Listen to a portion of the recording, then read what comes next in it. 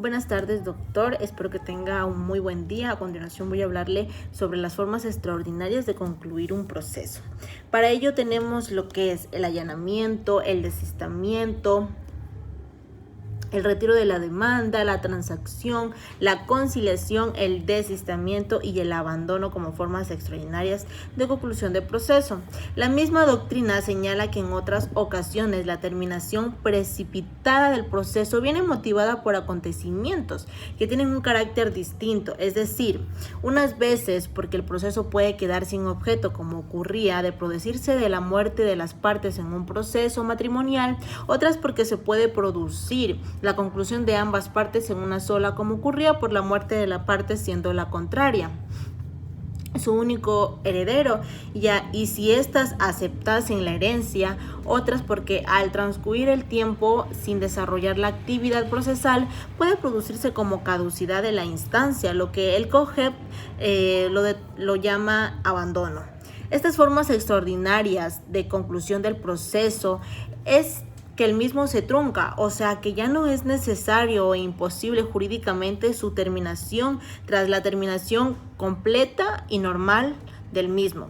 Ahora bien, si hablamos de la transacción, está regulada en el artículo 235 del COGEP como forma extraordinaria de conclusión del proceso, pero algo muy importante que el Código Orgánico General de Procesos nos contempla como excepción previa no subsanable en el artículo 153, tal modo como lo señalan, al contrario de la renuncia y del allanamiento, que pone fin al proceso mediante sentencia absolutaria o condenatoria, la transacción pone fin al proceso sin necesidad de la sentencia. Esto es algo muy importante que hemos visto alrededor y que hemos entendido alrededor de la clase. Dicho en otros términos, la renuncia y el allanamiento son actos procesales de parte que determinan el contenido de la sentencia, pero no la evitan, mientras que la transacción evita la sentencia y pone fin al proceso, porque deja a este sin objeto. Entonces, podemos decir que la transacción es el negocio jurídico procesal cuyo objeto es la regulación de la relación jurídica litigiosa en orden a la composición del litigio y que por ello tiene por efecto jurídico la extensión del proceso.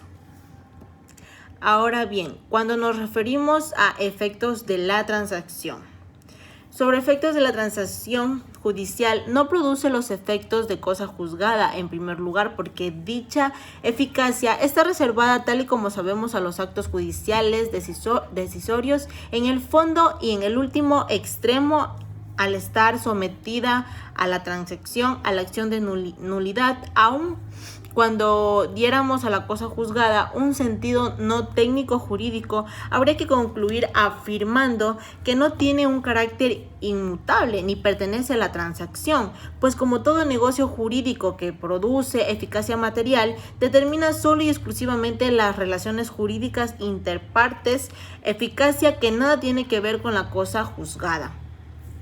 Ahora, cuando hablamos del retiro de la demanda, el Código Orgánico General de Procesos trata en el artículo 236 el retiro de la demanda como una forma extraordinaria de conclusión de procesos, manifestando que la parte actora lo puede hacer antes de que se cite y en este caso el juzgador ordene su archivo y la parte actora puede volver a intentar la misma acción, pues el retiro de la demanda vuelven las cosas al estado anterior o sean antes de haberla propuesto, aclarando que solamente este retiro lleva implícita no la renuncia a la tutela judicial efectiva, lo cual está señalado en el artículo 75 de la Constitución, pues la parte actora puede volver a intentar la misma acción en otra demanda.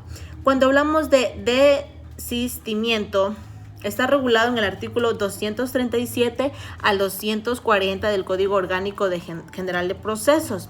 Y como este nos trata de decir, se entiende que la declaración unilateral de la voluntad del acto por el que tiene por abandono el proceso sin renunciar a la acción es un acto de causación, cuyo efecto es la terminación del proceso por medio de una resolución en la instancia que deja imprejuzgable el fondo o firme de la sentencia de instancia cuando se desiste el recurso interpuesto.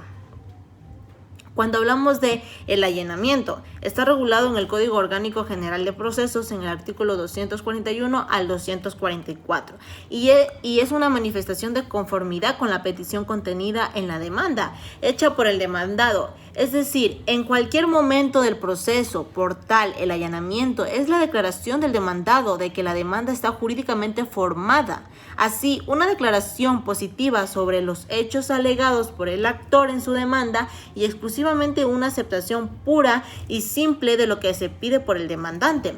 Ahora, cuando hablamos efectos del allanamiento, es muy importante recalcar que una vez producido el allanamiento, el juez no tiene la posibilidad de entrar en el examen de valoración de los hechos, puesto que quedan admitidos sin más por el hecho del allanamiento. La vinculación del juez a los hechos no significa que aquel tenga que dictar la sentencia según el tenor del allanamiento, pues bien lo señala el tratadista Chiovendia, el cual nos dice que el simple hecho de allanamiento no da derecho al actor a obtener una sentencia favorable, de tal modo que el juez queda libre para examinar si existe una forma abstracta aplicable al caso, si la causa del contrato es ilícita o si resulta probado el interés para actuar. Ahora bien, cuando hablamos del procedimiento, el abandono está regulado en el artículo 245 al 249. ¿Qué nos dice qué entendemos cuando leemos el abandono? Como ya sabemos, este proceso, cuando está tramitándose, transcurre un plazo de tiempo de inactividad de las partes lo suficientemente amplio como para pensar que el litigio sea arreglado por otros medios o que la sentencia sí es necesitada ni querida por ninguna de las partes. En nuestro caso, el tiempo para que se produzca el abandono es el término de 80 días, aclarando que existe una resolución del Pleno en la Corte Nacional de Justicia, como debe entenderse el abandono cuyo texto consta en el anexo del tomo primero de esta obra. Algo que también hemos visto en clase es el procedimiento sumario. El procedimiento sumario. ¿Qué entendemos por el procedimiento sumario? Como sabemos, el sistema de procedimiento civil era absolutamente formalista, por lo que en razón de lograr un mayor desarrollo evolutivo a nivel procesal que permita la optimización de los procesos a ser sustanciados y el menor tiempo posible y con ello garantizar plenamente el sistema oral entre innovaciones que trae este Código Orgánico General de Procesos, es necesario que en esta opción abordemos lo referente en el procedimiento sumario, el cual es similar al procedimiento ordinario, debiéndose a dejar en claro que las características fundamentales es que los trámites son simplificados, ya que se desarrollan en una sola audiencia, como dos fases. La primera de saneamiento, fijación en los puntos de debate y conciliación, y la segunda de prueba y alegatos, para lo cual es oportuno que analicemos de la siguiente forma. El primero es trámites a seguir en el procedimiento sumario. El primer trámite son las acciones posesorias y acciones posesorias especiales. La segunda es la acción de obra nueva. La número 3, constitución, modificación o extinción de servidumbres o cualquier incidente relacionado con una servidumbre ya establecida. Número 4, demarcación, cualquier incidente relacionado, demarcación de linderos en caso de oposición y demanda de despojo violento y despojo judicial. 5. La pretensión relacionada con la determinación de la prestación de alimentos y los asuntos previstos en la ley de materia y sus incidentes. Número 6. El divorcio contencioso. Número 7. Las controversias relativas a incapacidades y declaración e intercesión y guardas. Número 8. Las controversias relativas a los horarios profesionales cuando la pretensión no sea exigible en procedimiento monitorio o vía ejecutiva. Número 9. En caso de oposición a los procedimientos voluntarios. Número 10. Las controversias originadas en el despido intempestivo de mujeres embarazadas o en periodo de lactancia y los dirigentes sindicales. Con la reducción de plazos previstos en el Código del Trabajo sobre el despido ineficaz. Número 11. Las controversias generadas por falta de acuerdo en el precio a pagar por expropiación. Número 12. Reclamaciones relativas a condición de locales de arrendamiento, subrogación de inquilinos. Número 15. Privación de servicios. Número 16. Condiciones de indoneria de local arrendado. Número 17. Controversias relacionadas de vecindad exclusivamente e inmuebles sometidos al régimen horizontal. Algo también importante que vimos alrededor de este semestre es el procedimiento ejecutivo. La estructura procesal de cada ordenamiento jurídico varía en relación a su experiencia judicial, normativa, doctrinaria, histórica y a los usos y costumbres de cada estado. Es por ello que en la búsqueda de la justicia, la paz, la tranquilidad, la seguridad, el orden, el respeto normativo, la solución de conflictos e incertidumbre, entre otras finalidades perseguidas por el derecho y el proceso, dentro de este Código Orgánico General de Procesos se determina la aplicación del procedimiento ejecutivo, que relativamente no es nuevo, ya que dicho proceso como ya sabemos, ya existía anteriormente.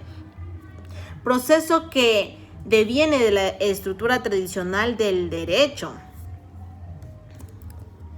y de las obligaciones, ya que construye y sobre el postulado de la autonomía y la voluntad, según el cual las particulares personas, en tanto sujetos de derecho y obligaciones, pueden celebrar convenciones con sus semejantes a efectos de regular relaciones que lo vinculan en el plano de la seguridad.